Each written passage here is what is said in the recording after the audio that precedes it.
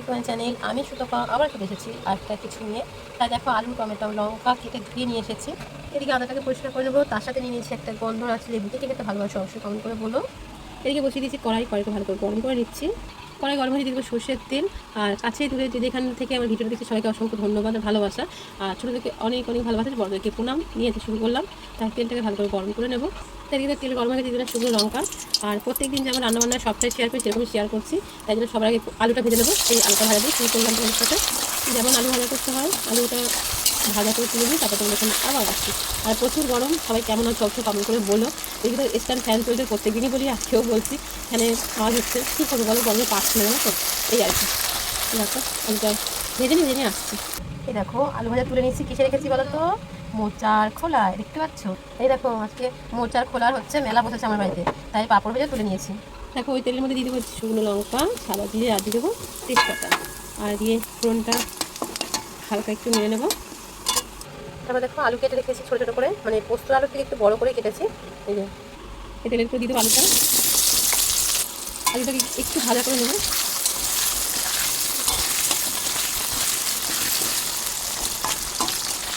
সবাই গরমে কেমন আছে বলো? কাছে দূরে দেশের বাইরে দিয়ে এখান থেকে ভিডিওটা দেখছো, সবাইকে অসংখ্য ধন্যবাদ আর বুক ভরা ভালোবাসা। দেখো আলুটা একটু ভেজে নিয়েছি। তারপরে দেবো কিছুটা লবণ, মানে পরিমাণ মতো লবণ দিয়ে দেবো, হলুদ গুঁড়ো, তার সাথে দিয়ে দেবো জিরে গুঁড়ো, আর আদাটাকে গ্রেট করে নিয়েছি, গ্রেট করা আদা, আর দিয়ে দেবো একটা টমেটো। আর যেহেতু শুকনো লঙ্কা দেবো না, কাঁচা লঙ্কা দেবো, কাঁচা লঙ্কা দিয়ে কুচিয়ে নিয়েছি। এবার সবগুলো একসাথে ভালো করে ভেজে নেবো বা কষিয়ে নেবো, মশলাটা সুন্দরভাবে কষিয়ে নেবো। আর যখন কষানোর সময় হয়, কষাতে তো অনেকক্ষণ সময় লাগে, তাই জন্য সবাইকেই বলি যে ভালো করে কষিয়ে নিই, তারপরে 5 মিনিট পরে আসছি। তা সেরকম আবারও বলছি, ভালো করে কষিয়ে নিই, তারপর তোমাদের সামনে আবার আসছি। আমি একটু কষিয়েছি, তারপরে আবার তোমাদের সামনে এলাম। এই দেখো টমেটোটা গলে ক্ষীর হয়ে গেছে। আর এর মধ্যে কী দেবো বলো তো, বলো। দেখো মোচাটাকে কেটে ভালো করে ধুয়ে দেখো সিদ্ধ করে রেখেছি। আর জলটা তো বেশি দিই, জলটা মোচাতেই কেটে নিয়েছি। এই মোচাটা আমি দিয়ে দেবো, মোচা দিয়ে দিয়েছি। এবার সুন্দর করে আবার কষিয়ে নেবো অনেকক্ষণ সময় নিয়ে।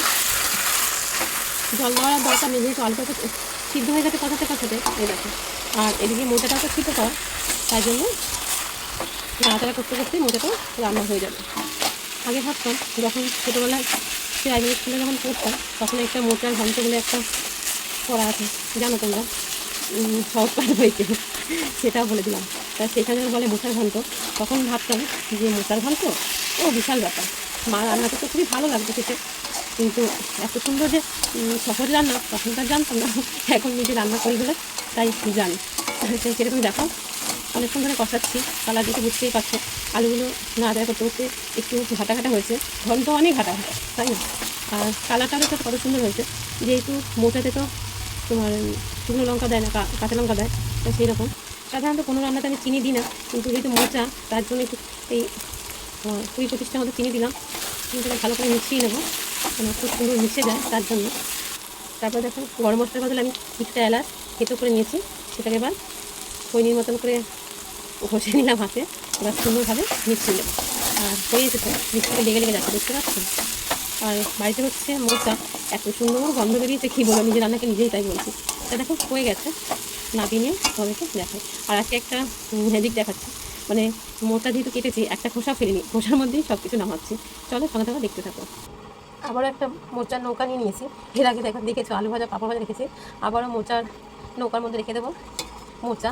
আর আমি এইরকমভাবেই করি, জানো তো, যেদিন মোচা রান্না করি সেরকম এরকম করে আমি তো কিছু ফেলি না, এইরকম করে ধুয়ে রেখে দিই, বেশ আমার ভালো লাগে। তোমরাও কীরকম করো অবশ্যই কমেন্ট করে বলো। দেখো হয়ে গেছে আমার মোচার ঘন্ট।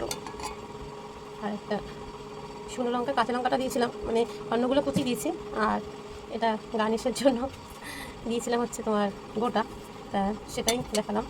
আর এরকম কাজু কিশমিশ দিয়েও করি আমি। তা আজকে তো এরকমই করলাম, তোমাদের কেমন লেগেছে তোমরা অবশ্যই কমেন্ট করে বলো, ঠিক আছে? সঙ্গে থাকো, আরও কী কী করি তোমরা দেখতে থাকো। এটার পাবদা মাছ ধুয়ে নিয়ে এসেছি, আমাকে হলুদ মাখানো হয়ে গেছে, এবার এটা ভাজবো। কড়াই তো গরম হয়ে গেছে, দিব সর্ষের তেল, মাছটা ভাজা করবো তার জন্য। আর বাইরে আওয়াজ হচ্ছে, বুঝতে পারছি না কি জানি, আবার এমনকি আমার ফ্যানেও আওয়াজ হচ্ছে। পাবদা মাছটাকে আগে ভেজে নেবো, তার জন্য পাবদা মাছটা তুলে নেবো, দিয়ে রেখে উল্টে পাল্টে ভেজে নেবো। ভয় লাগে পাবদা মাছ ভাজতে গেলে, ভয় দেখো সবগুলো মাছ উল্টে দিয়েছি। পাবদা মাছটা তো ভাজা খাওয়া হবে, ওই জন্য একটু কড়া করে ভেজে নিলাম। এই পাবদা মাছের তেলে দিয়ে দেবো পমফ্রেট মাছটা। তো একটা করে ভাজবো, কারণ হয়তো পাবদা মাছটা ওই পমফ্রেট মাছটা খুব একটা বড়ো না ছোটো না, তাই গোটাই রেখেছি। আর পমফ্রেট মাছ ভাজতে গেলে তো গ্যাস হাই করে ভাজতে হয়, তার জন্য একটা করে ভেজে তুলে নেবো। এটা পমফ্রেটগুলো ভাজা হয়ে গেছে, আগে একটা ভেজে নিচ্ছি, আর এটা দুটো দিয়েছি, এটা ভাজা হয়ে এটা তুলে নেবো। পাবদা তো ভাজতে ভাজতে খাওয়া হয়ে গেছে, সবাই গরম গরম খেয়ে নিচ্ছে। আর যেহেতু দেরি করে মাছ এনেছে তো, তাই অনেকটা বেলাও হয়ে গেছে। তাই এখন এটা হচ্ছে তেল ঝাল করবো। এই মাছ ভাজা তেলের মধ্যেই দিয়ে দেবো শুকনো লঙ্কা, সাদা জিরা, তেজপাতা। ফোড়ন থেকে একটু হালকা ভেজে নেব। দেখো ফোড়নটা তো হয়ে গেছে। এবার এর মধ্যে দিয়ে দেবো কিছুটা টমেটো, তারপর দিয়ে দেবো কিছু গ্রেট করা আদা, তারপর দিয়ে দেবো হলুদ, দিয়ে দেবো একটু লঙ্কা গুঁড়ো, তার সাথে জিরে গুঁড়ো, তার সাথে লবণ, আর এর সাথে একটুখানি জল দেবো মশলাতে। এবার মশলাটাকে ভালো করে কষিয়ে নেবো। তো ভালো করে কষিয়ে নিই। গরমে রান্না করতে তো খুবই কষ্ট হয়, কিন্তু কিছু কারণে রান্না করতে হবে। খেতে তো হবেই, আর খাওয়া তো দরকারই, খেতে ভালোও লাগে। কিন্তু যখন গরমের মধ্যে রান্না করবে তখন সবাই কাছে কিন্তু গ্যাস বন্ধ করো, গ্যাস বন্ধ করো, তাই না? আর আমরা তো রান্না করি সবার জন্য, আমাদের তো কোনো ব্যাপার না, যা হবে তাই হবে, নিজেই খাওয়া যাবে। দেখা গেল জল ঢালা ভাত দিয়েও খাওয়া হবে, তাই না? কিন্তু সবার কথা ভেবে সবার জন্য করতে হয়। এই করতে করতে অনেকগুলো আইটেমও হয়ে যায়, জানো তো। তো দেখো মশলাটা কষানো হয়ে গেছে, বলতে কথা বলতে বলতে টমেটো তো এগুলো একটি, আর মশলা থেকে তেলও ছেড়ে দিয়েছে, দেখতে পাচ্ছি। তাহলে এর মধ্যে দিয়ে দেবো একটু পরিমাণ মতন জল, যেহেতু খালি মাছ হবে, কোনো সবজি তো পারিনি, তাই ঝোলটা অল্পই দেবো মানে, ঠিক আছে? তো দেখো ঝোল তো ফুটে গেছে, এবার সেই ভেজে রাখা মাছগুলো দিয়ে দেবো এক করে। এই দেখো পাবদা মাছগুলো ভেজে রেখেছিলাম, আজকে খুব একটা আসেনি, পাবদা আর পমফ্রেট দু রকমই এসেছিলো। তা পাবদা ছিল 3খানা, আর পমফ্রেট 4টে ছিল, তার মধ্যে দুটো ভাজা খাওয়া হয়ে গেছে, আর দুটো আছে, এই সে দুটো এগুলো দিয়ে দেবো। আর এখন পাবদা মাছ ডিম হয়ে গেছে, মাছগুলো দিয়ে দিয়েছি। এবার একটু ঝোলটা ফুটবে, তাতে মাছের মধ্যে নুন মশলাটা ঢুকে যাবে, তাই ঝোলটা একটু ফুটে যায়, তারপর আবার আসছে। আর এগুলো তো বড়ো মাছ, একটু গরম মশলাটা না দিলে ভালো লাগে না, তাই এলাচ তেতো করে এলাচটা দিয়ে দেয়। আর এলাচের গন্ধটা যদি কোনো তরকারিতে বলো, পায়েসে বলো, ভীষণ ভালো লাগে, মিষ্টি লাগে গন্ধটা, তাই না? আর প্রচুর তো গরম, তোমরা জানো, ফ্যান ছাড়া বুঝতে পারছি না, জানি না আমার কথাটা কতটা শুনেছো। আর ফ্যানের জন্য এতটাই শব্দ হচ্ছে। তরকারি তো হয়ে গেছে, দেখতে পাচ্ছ কালারটাও কত সুন্দর হয়েছে, দেখতে পাচ্ছ? এই দেখো, তোমাদের কাছে তোমরা বলবে কেমন হয়েছে, ঠিক আছে? আমার কাছে তো ভালো লাগবেই, তাই না? আমি যেহেতু নিজে রান্না করেছি। আর অনেক সময় করে না যে অন্য কেউ রান্না করলে ভালো লাগে খেতে, কিন্তু আমার মনে হয় আমি নিজে রান্না করলেই ভালো লাগে খেতে। জানো এরকম হয়ে গেছে, নামিয়ে নেবো, নামিয়ে নিয়ে দেখাচ্ছি। মাছটাও সেই কলার যে খোসা রেখেছিলাম তাতেই নামাবো, সঙ্গে থাকবো আর দেখতে থাকবো। আবারও নিয়ে নিচ্ছে একটা মোচার নৌকা, যেহেতু আজকে মোচা বাড়িতে হয়তো, তাই চারিদিকে মোচার খোসা দিয়ে ছড়াবো। তা এবার মাছ নামিয়ে নেবো। প্রথমে নিলাম পাবদা মাছ, যেহেতু পরিমাণে অল্প ছিল, তাই দুটো মাছ দিয়ে একটা তরকারি করেছি। তোমাদের কেমন লেগেছে অবশ্যই বলো। এটা হচ্ছে মাছের তেল ঝাল। আমি এরকম রান্না করতে বসি, আর আমার একটা এরকম উল্টোপাল্টা মাথায় আছে, আর আমি এরকম করতে থাকি, জানো। তা কেমন লাগলো অবশ্যই বলে, কী কী রান্না করছি ওটা আবার দেখাই। তার সাথেও তোমাদের তো সবসময় বলি যে আমি সিজনে আম খাবো না, তাই কখনো হয়? তার জন্য আম, আর প্রথমে তো দেখালাম গন্ধরাজ লেবু, সেই লেবুও কেটে নিয়েছি জাস্ট ফাটাফাটি, সঙ্গে থাকার আর সবটা তোমাদের দেখিয়ে দিই। এই ছিল আমার মেনু। তো আমাদের ডাল ছিল, ডালটা তোমাদেরকে দেখালাম না, যেহেতু জানো তোমার ছেলেদের ডাল করতে হয়।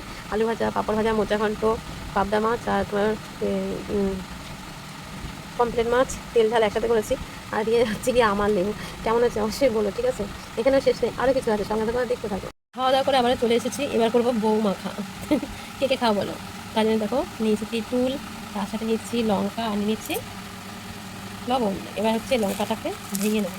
তোমরা কে কে বউ মাখা খাওয়া বলো তো? আমার তো ভীষণ ভালো লাগে, জানো তো। আর খাওয়াও তো উপকার, তাই না? কলা গাছে কিছুই ফেলা যায় না, পাতাটাও খাওয়া যায়, সেটা হচ্ছে মাছ পাতা দিতে লাগে, তাই না? তা দেখো তেঁতুলটাকে মেখে নিলাম, এবার হচ্ছে বউটাকে কেটে নেব। এটা মেখে রেখে দিলাম, কার কার দিবে জল আসতে বলো। আবার এই যে কোনো বউ মাখা, মোচাটাতে কেটে নিয়েছি, আর এই অংশটাকে এরকম করে রেখে দিই, দিয়ে হচ্ছে গিয়ে এরকম লঙ্কা দিয়ে নুন দিয়ে এরকম মাখা করতে হয়। তারা কেটে নিয়ে আসছি, ঠিক আছে? এই দেখো কেটে নিয়েছি, দেখতে পাচ্ছ? এটা হচ্ছে বউ বলে, কিন্তু জানো তো এটা হচ্ছে গিয়ে মেয়েরা খেতে পারবে, ছেলেরা খেতে পারবে না। বলে নাকি ছেলেরাই বউ খেলে বউ মরে যায়, কথাটা সত্যি, জানো তো। কেন বলেছি বলো তো? আমার একটা দেওয়ার ছিল, এরকম একজনের কাছে কলা হয়েছিল, এরকম কলাটাকে ছোটো ছিল কলাটা, মোটা ছাড়িয়ে এরকম বউটাকে বুঝি লঙ্কার লেবু দাও দিয়ে ও খেয়েছে, লঙ্কা নুন লেবু দিয়ে।